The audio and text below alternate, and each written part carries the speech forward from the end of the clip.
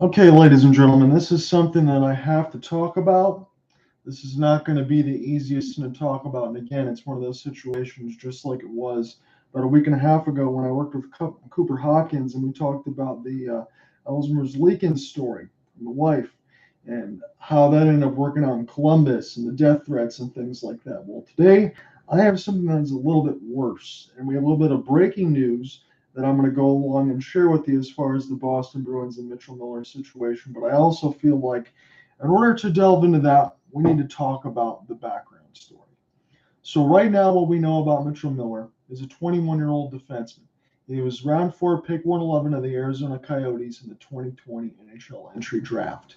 His rights were denounced by the Arizona Coyotes after that draft when they figured out some of the other background information that had been going on with Mitchell Miller, where he bullied a developmentally disabled African American kid. And it was really, really bad. And it wasn't just one time, it's been multiple times. And we'll go through some of that information. So why were the Boston Bruins interested in him? Well, basically, and I think the hockey guy put this well on YouTube, and some of these other ones did as well. He can hockey because in 2019, 2020, just for the COVID stuff, he had 44 games played, 8 goals, 25 assists, 33 points, and a +7. In 2021, 22, it was 60 games played, 39 goals, 44 assists, 75 points, and a +43. And keep in mind, he's a defenseman putting up these numbers. Look, I understand where you are in the USHL, but those are serious numbers. Again, round four, pick 111 of the Arizona Coyotes in the 2020 draft. It was seemingly figuring out that after all this time, maybe the Boston Bruins, off of the 10-1 start, I know they lost to the Maple Leafs the other day, but they can go in there and try to figure out things and get an extra player to add in there without there being any repercussions. But I'm going to go about those a little bit too. So let's go into this. This is from some of the Wikipedia side and some of the other information that I looked in from some of the actual news articles. Yeah, they require you to pay. Some of the stuff on NHL only talks about the one incident. This stuff actually talks about a couple others. So I'm going to read this here for you directly. And this is going to be really hard to read. I'm going to have to probably edit out some of this stuff as well. I don't care if anyone listens to this or not. This is just something that I have to talk about. So this is where it initially stemmed from. But we're going to go on and go through this whole thing. So in 2016, Miller and a classmate were found delinquent in an Ohio juvenile court on charges of assault and a violation of the Ohio Safe Schools Act. The pair were accused and found guilty of urging a developmentally disabled African American classmate, Isaiah Mother Carruthers, to eat a piece of candy that they had swiped along a urinal, repeated bullying of him, and repeating him calling him the N-word. Surveillance video also captured them kicking and punching the kid. The bullying incidents resurfaced after the Arizona Republic published an in-depth report on Miller on October 16, 2020. The Republic expose also revealed that Miller would frequently use the words N-word and brownie to refer to Meyer Carruthers and often told him to go pick their cotton. The Coyotes initially defended Miller, citing their desire to be part of the solution in a real way to help compound racism and systemic attacks, to help him grow from a situation like that. That was pretty much what was listed across there. Although Coyotes general manager at the time, Bill Armstrong, did not draft Miller, he expressed the team's desire to provide Miller with a second chance. According to the Republic expose, Miller apologized to the then 31 NHL teams, but never to Meyer Carruthers or his family. In a letter addressed to the Coyotes, Miller Carruthers Monotone found Armstrong's comments demeaning toward her son, stating that while Miller's classmate apologized to Meyer Carruthers, Miller himself was unwilling to show remorse. A juvenile court magistrate in Ohio concluded that Miller had absolutely no remorse for his actions against Meyer Carruthers and was merely upset that his reputation would be damaged by the situation. As a result of the expose, the Coyotes received widespread criticism for drafting Miller. This ultimately led to the Coyotes renouncing their draft rights to Miller and cutting all ties with him. Miller was subsequently dropped from the University of North Dakota hockey team on the direct orders of the university president, Andrew Armacross. Miller was still, however, in good standing academically and was allowed to continue attending classes at the university.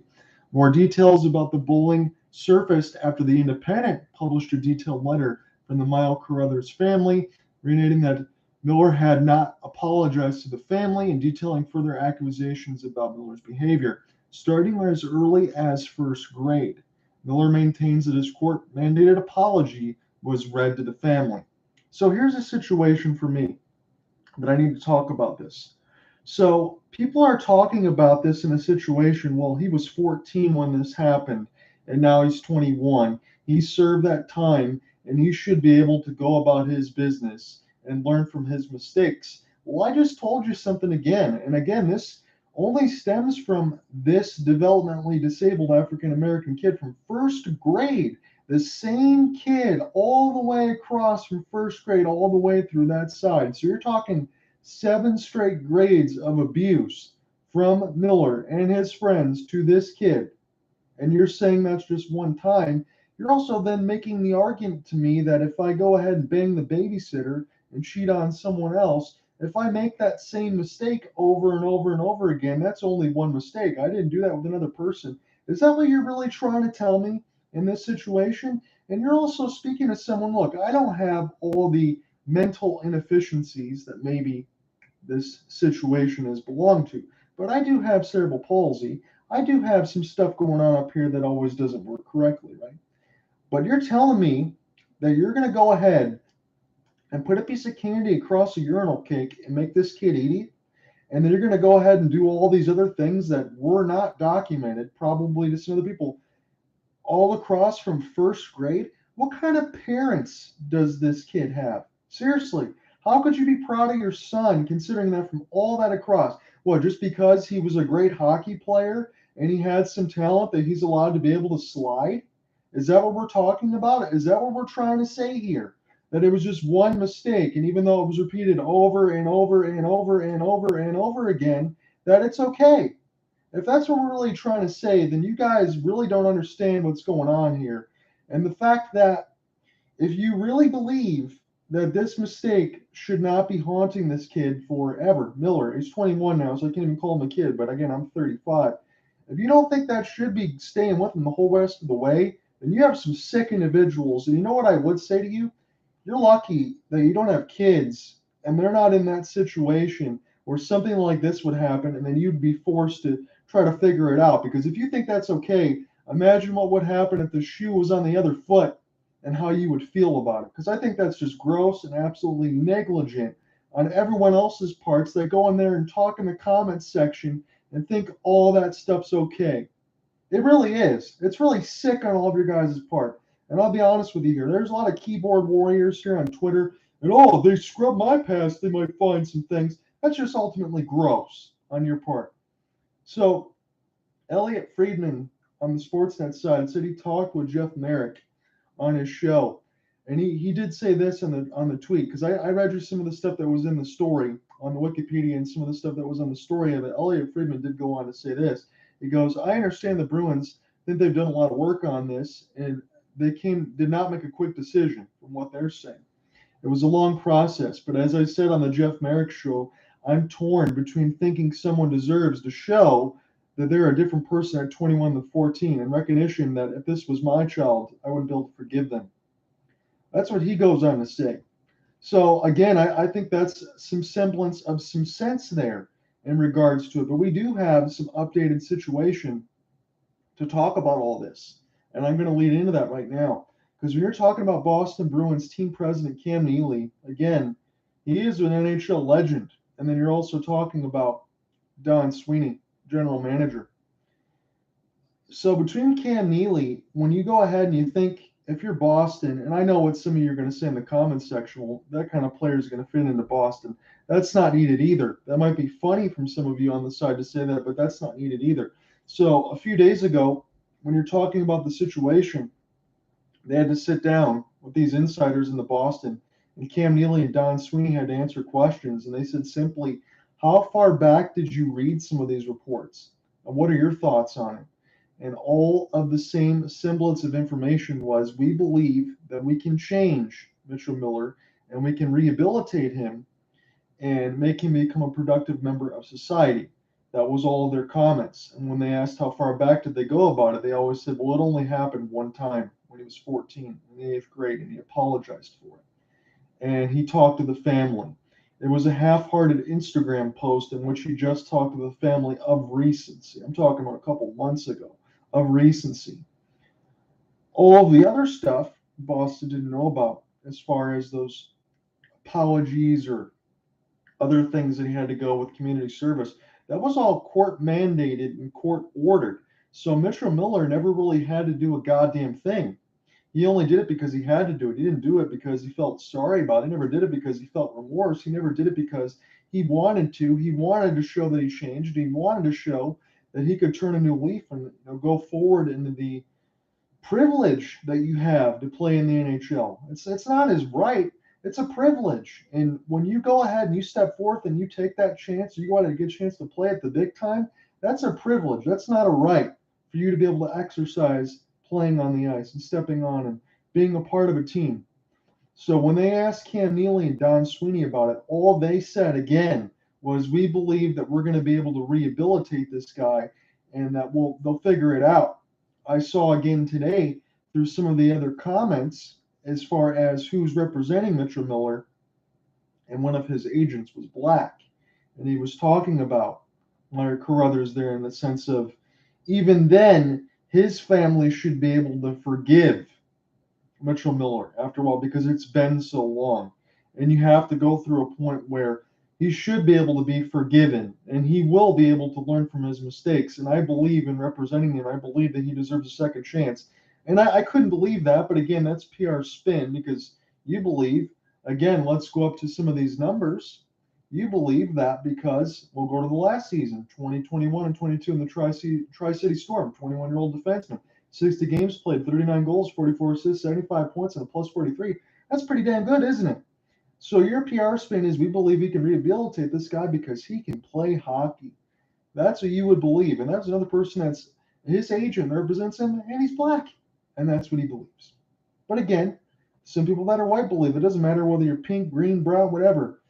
You guys believe that. If you commit the same mistake more than once, and it's just the same mistake, well, it's still only one mistake. And God forbid if I made any other things in my life, what they would dig up and what would happen to me. I mean, that's fucking sick. I'll just be honest with you, that's sick. You even believe that. So here was some good news that followed just after those commentaries and everyone else was talking about it. I heard two of you talk about it on the YouTube side, and I'm glad that he had talked about it as well because he's a Boston guy. He loves the team, and he goes, it was absolutely gross. I mean, this guy should never be able to play hockey. Gary Bettman comes out a couple days later. So right now it's Sunday, November 6, 2022, about 9:58 p.m. Eastern. Gary Bettman comes out about Friday night and says, all right, Boston, you want to go ahead and sign this guy? Well, you can stick him in the NHL because he's never going to play in the NHL. I know you talked about a couple years ago with Patrice Bergeron and the stuff with George Floyd and the racism outbreak, things like that, how players looked a little bit different and you weren't sure what they believed and all these other things. You want to always open up that hot box. Well, Gary Bettman wasn't opening up that Pandora's box. He flat out said, Mitchell Miller in this situation, you're not playing. You can stay in the NHL, but you're never coming to the NHL. So tons of backlash to Neely and Sweeney's way, and not to mention, team was 10-1 before they lost to the Toronto Maple Leafs last night. More information has surfaced. And before we get to that point, I want to go ahead and bring this point in. So look, it's a 10-1 team. You have David Pastrnak. You have Brad Marchand. And more notably, you have your captain, Patrice Bergeron. So when Don Sweeney and when Cam Neely went in the locker room to address with these guys, they had a team meeting. And the team meeting in the Boston Bruins said this in between Patrice Bergeron, Brad Marchand, David Pastrnak, all those guys. We don't feel comfortable in signing Mitchell Miller. We don't want to go through with it. So can you please rescind this and move on from it because we don't want him here. And what did Cam Neely and Don Sweeney do? Well, they forced their way. And behind Patrice Bergeron, because he's such a classy guy, he's been there for a long time, multiple Selke Trophy Award winner. He's a guy that you can hide a lot of other stuff going on in the locker room. And just like I'll say like this, although it's not the same thing, in between, what's going on, Mayor? How you doing? In between the situation where you had Mike Babcock and you had Nick Lidstrom and you had Pavel Datsyuk, when you have leadership like that in the locker room, you can hide a lot of other things that are going along inside the surface. And that's the same thing that they try to do to Patrice Bergeron in this situation with Mitchell Miller. Well, we're going to convince them and have Patrice Bergeron have to go out and make a statement and say it's okay, and we're all behind him, and that we want to sign Mitchell Miller, even though the team did not. That's what Cam Neely and Don Sweeney forced Patrice Bergeron to do when the team didn't even want this guy. That's what they made him do. So now we finally got our information that has finally surfaced, and it finally broke today, which gives me the point of this video here. Chris Johnston, I'm working on Sportsnet. This was just about 15 minutes ago from when I initially started. The Bruins have officially parted ways with Mitchell Miller. What a disaster that signing was for them. And then he goes on to say it's hard to quantify how much credibility the Bruins organization lost in this whole Mitchell Miller fiasco. But let it be noted that Patrice Bergeron, Brad Marchand, and other players stood up in opposition to a morally bankrupt decision by management. Kudos to them. And this goes on for me to say one more thing. Gary Bettman stood his ground. The NHL stood their ground. They did not allow Mitchell Miller.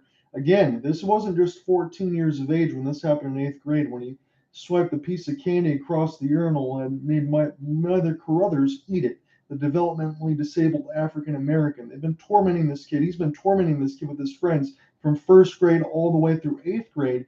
And the expose is only just talking about the situation with him. And he never apologized to the family, never showed any remorse, and everything else that he had to do was court ordered and appointed. And again, I just read you the notes in between the 2021-2022 stats, and Tri-City Storm with 60 games played, 39 goals, 44 assists, 75 points, plus 43. They want to bring him in there because he can play hockey and he can do it at a high level, and that's what they believe. But you're trying to bring that situation to a team that was already 10-1. So I'm glad that Gary Bettman was able to stand his ground, and I'm glad now that the Boston Bruins, and again, this is only from the backlash from everybody else, and I think you guys all have a hand in this, in the sense that it's great. The backlash from everything else had forced Cam Neely and forced Don Sweeney to go ahead and rescind this decision. Because I'm going to say it to you again before I end up closing here in this video, and I don't care if it gets any likes, and I don't care if anyone looks at it. If you tell me that you believe all this stuff only happened one time, and well, he apologized on Instagram, and well, it was 14 when this happened. This happened all the way from 1st grade all the way to 8th grade, and it kept on happening. He never apologized to the family. He continued beating up on this kid. He continued calling him the N-word. He continued telling him to go pick cotton. He continued bullying and traumatizing this kid all the way through. And if you're telling me that you have to just move on and forget from it, and everyone else has to move on and forget from it, then you're sick in the head.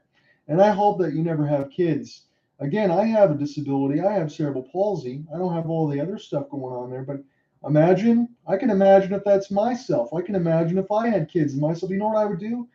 And I'm not going to condone this because nobody should, but as far as anyone else in this situation, like how it is like me, I'd go ahead and kick that guy's ass to the best of my ability. I know I wouldn't win, but I'd get my own justice because that's absolutely gross. But the final update that I have for you in this Mitchell Miller situation, this just happened about 9 p.m. Eastern. Boston Bruins president Cam Neely announced today that the Bruins will part ways with Mitchell Miller, and this is their PR spin, but we're going to go ahead and go through it. Today, the Boston Bruins have decided to part ways with Mitchell Miller, effective immediately. The decision to side this young man was made after careful consideration of the facts that we were aware of. At 14 years old, that he made a poor decision that led to juvenile conviction. We understood this to be an isolated incident, which it wasn't, and that had taken meaningful action to reform and was committed, and it was court-ordered reform, by the way, and was committed to ongoing personal development, which he hasn't shown any, based on understanding of why we offered him a contract. So that's your PR spin right there. Based on new information, which is not new information, they just didn't do their homework, we believe it's the best decision at this time to rescind the opportunity for Mitchell Miller to represent the Boston Bruins. We hope that he continues to work with professionals and programs to further his education and personal growth. We owe it to our fans, our players, and our staff, yes, and community to make sure that our practices and protocols are in keeping with the ethos that we demand from ourselves as an organization. Wow, how much that you didn't hear that 3 days ago, did you? As such, we'll be reevaluating our internal processes for vetting individuals who wish to earn their privilege of playing in the National Hockey League. They didn't say that a few days ago either, that it was a privilege for the Boston Bruins. We are sorry this decision has overshadowed the incredible work of the members of our organization due to support diversity and inclusion efforts. We will continue to stand against bullying and racism in all forms. To Isaiah and his family, my deepest apologies if this signing made you and other victims that are unseen and unheard feel hurt. We apologize for that hurt and the impact that we've caused. Finally, as a father, oh, here it is. I think there is a lesson to be learned here for young people. Be mindful of careless behaviors and going on with the group mentality of hurting others. The repercussions can be felt for a lifetime. Boy, you didn't say that 4 days ago, did you? When you thought it was just going to get swept under the rug and you would get this kid with like a plus 43 and 75 points. But the announcement was made today, and when Gary Bettman put his foot down, that was it. And that's what we got. So I appreciate it, Marpool. I see you watching on the chat side of it. I just wanted to be able to get this video out there to you and let you know it's funny how things change in a few days. But a situation, and again, I think this comes down to what we should all understand. This situation for the Boston Bruins should have never happened in the first place. If Mitchell Miller really wants to turn his life around, he's going to have to do it himself, and he's going to have to do it with conviction. No amount of hockey talent is going to allow him to play in the NHL, and it should not. Not until he finds a way to turn all that stuff around, become the charismatic guy, become the caring individual that he's never shown in his life to be.